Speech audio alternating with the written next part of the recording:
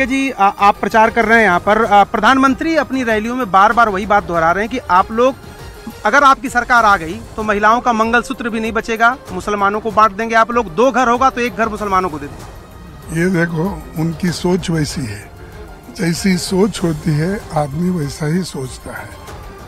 अरे हम आज़ादी मिलके अब देश को 75 साल हो गए, ऐसी कोई घटना घड़ी? ये तो 10 साल हो गया, 70 साल तो दूसरे लोग की हुकूमत की है ना। ये सब पोलराइज करने के लिए, सोसाइटी को डिवाइड करने के लिए ये बातें करते हैं। ये अच्छा नहीं। एक प्राइम मिनिस्टर हो के ऐसी नीचे उतर के बात करता है लोगों को डिवाइड करने के लिए, वोटों के लिए, तो उसको लोग सबक सिखाएंगे। मध्य प्रदेश के उज्जैन में कांग्रेस प्रत्याशी ने शिप्रा नदी में प्रदूषण के विरोध में नाले के पानी में डुबकी लगा दी।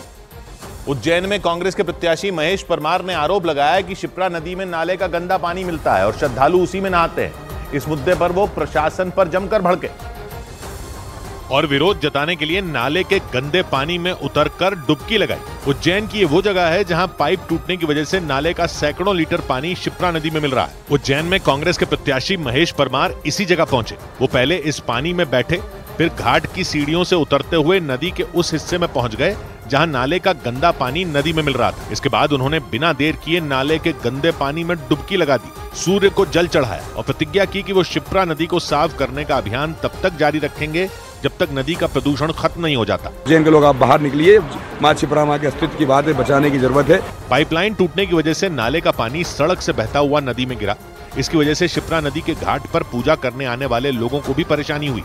इतना गंदा पानी यहाँ पर आ रहा है कि आज हमारे पूजन कार्य करने वाले यात्रियों ने भी सब पूजन पाठ छोड़ के भाग चुके हैं। चुनावी माहौल में उज्जैन से कांग्रेस के प्रत्याशी महेश परमार ने ये मुद्दा अनोखे अंदाज में उठाया। वैसे वो तब भी चर्चा में थे जब नामांकन दाखिल करने के लिए वो इलेक्ट्रिक स्कूटी से पहुंचे थे। महेश परमार का मुकाबला उज्जैन में बीजेपी के प्रत्याशी और मौजूदा सांसद अनिल फिरोजिया से होगा। और वहीं चुनाव के आपाधापी के बीच न्यूज 18 इंडिया ने शायर मंजर भोपाली से बातचीत की है। उन्होंने शायराना अंदाज में आज की सियासत पर अपनी बात रखी है। आपको भी सुनाते हैं।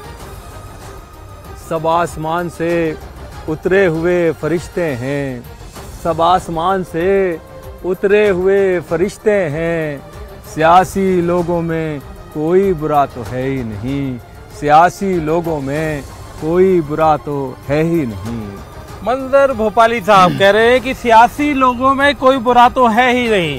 खूबसूरत झील के किनारे एक खूबसूरत मंजर, और न्यूज 18 इंडिया के साथ है मंजर भोपाली, जिनकी पहचान, जिनकी शख्सियत भोपाल के लिए, देश के लिए जानी मानी है। और इस वक्त हमारे साथ और बात कर रहे हैं इस सबसे बड़े दंगल यानी लोकसभा चुनाव में न्यूज 18 इंडिया पर बात कर रहे हैं सियासत की। सर, ये आपने कहा कि सियासी लोगों में कोई बुरा तो नहीं होता, भाई इसका मतलब है कि चुनना तो आपको, जो ये गुलिस्ता जो है इसमें चुनना तो इन्हीं में से किसी को है क्या? वो आपकी कुछ एक बड़ी खूबसूरत लाइन थी।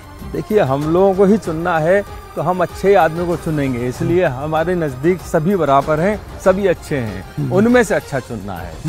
पार्टियों ने जिसको भी टिकट दिया है, अच्छी खूबसूरत लाइन थी मेरी, वो आपको एक गीत पेश करता हूँ। देखिए, मैं इस मुल्क में किसका मुल्क है, कितना खूबसूरत मुल्क है कि पूरी दुनिया में बन पड़ा है। ये धरती सोने का कंगन, ये धरती चांदी का दर्पण, ये धरती मस्जिद का आंगन, ये धरती संतों का चंदन, ये किसने शूल बो दिए, ये किसने शूल बो दिए। ये धरती राम की सीता की, ये धरती कृष्ण की राधा की, ये धरती गालिब मीरा की, ये धरती संत कबीरा की, ये धरती प्रेम का है मधुबन, ये दिल वालों की है धड़कन, ये किसने शूल बो दी। क्या बात है, बहुत खूबसूरत। मतलब इतना खूबसूरत मंजर है और साथ में मंजर भोपाली हो तो आप समझ सकते हैं कि वो शाम कितनी खूबसूरत हो जाएगी न्यूज 18 इंडिया पर सबसे बड़े दंगल में। चुनाव की जिसे कहते हैं आपाधापी, उस आपाधापी में मंजर साहब को हम इसलिए अपने साथ रखे हैं कि आपको मंजर साहब को सुनकर आपके दिल को थोड़ा सा सुकून मिलेगा। मंजर साहब, ये मतलब सारे नेता लोग भाग रहे इधर, सबके मन में एक ही ख्वाहिश है कि चुनाव जीतना है। इनको हमारे मंजर साहब कि जब वो शाम को अपनी पूरी कैनवासिंग से जब थोड़ा सा उनको घर पहुंचे, आराम ले रहे हो, क्या मतलब सुनाना चाहेंगे? मोहब्बतों के चरागों की जिंदगी कम है, मोहब्बतों के चरागों की जिंदगी कम है, दिए जलाओ के दुनिया में रोशनी कम है। मंजर भोपाली साहब के साथ ये खूबसूरत वक्त न्यूज़ 18 इंडिया के सबसे बड़े दंगल में जब आप आपाधापी चुनाव की हो, मंजर साहब को थोड़ा सा सुन लेंगे तो आपके दिल को सुकून मिलेगा। कैमरामैन शरद कपूर के साथ मनोज शर्मा, न्यूज़ 18 इंडिया, भोपाल। महाकोश कच्ची घानी सरसों तेल और रिफाइंड सोयाबीन ऑयल, चुनो सही। सीएए पर पी चिदंबरम के बयान पर अमित शाह का पलटवार। न्यूज़ 18 इंडिया से एक्सक्लूसिव बातचीत में कहा, कांग्रेस तुष्टीकरण की राजनीति कर चुनाव जीतना चाहती है। उनको सत्ता में आना है ना वापिस होना है।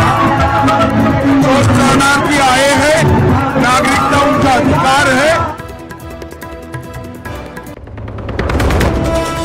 रामनवमी पर बंगाल के मुर्शिदाबाद में हुई हिंसा पर कलकत्ता हाईकोर्ट की बड़ी टिप्पणी का चुनाव आयोग से बरहमपुर में चुनाव की तारीख आगे बढ़ाने को बोलेंगे। जहां अशांति है वहां वोटिंग कैसे होगी। ईवीएम वीवीपैट को लेकर आज सुप्रीम कोर्ट जारी कर सकता है निर्देश। याचिका में 100% वीवीपैट वेरिफिकेशन की रखी गई है मांग। आज वाराणसी में प्रधानमंत्री मोदी के केंद्रीय चुनाव कार्यालय का होगा उद्घाटन। गृह मंत्री अमित शाह और सीएम योगी करेंगे उद्घाटन।